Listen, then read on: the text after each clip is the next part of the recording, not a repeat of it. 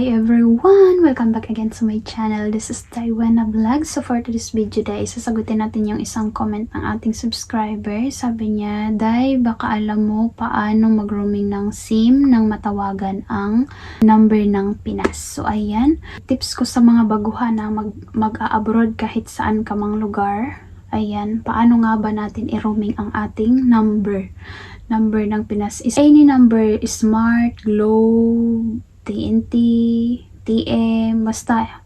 Ang gawin nyo lang, Day, 1 hour before your flight, kung nasa boarding gate ka na, nakapasok ka na sa airport, i-text mo lang ang roam on, ayan, send to 333.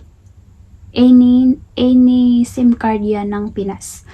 Then, dapat meron kang at least 100 regular load balance sa number mo. Kasi ang 90 dyan, yun ang gagamitin pang activate ng roaming SIM mo. So, paano naman pag nandito ka na sa Hong Kong, maro-roaming mo pa rin ba ang number mo? So, dapat, Day, nasa Pinas ka pa lang 1 hour before flight para ma-roaming mo yung number mo. Ha?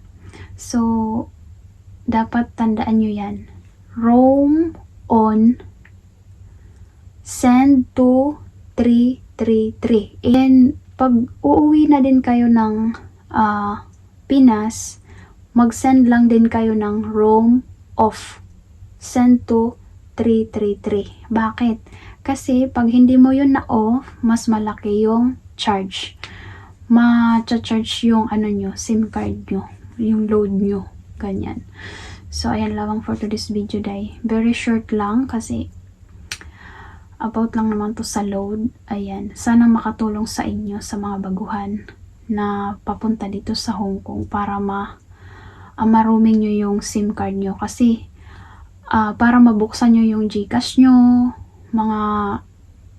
maging activate pa din yung magagamit nyo yung SIM card nyo dito sa abroad or saang bansa ka man. So, ayan lamang for this video, Day. Don't forget like and subscribe my channel. See you next vlog. Bye-bye!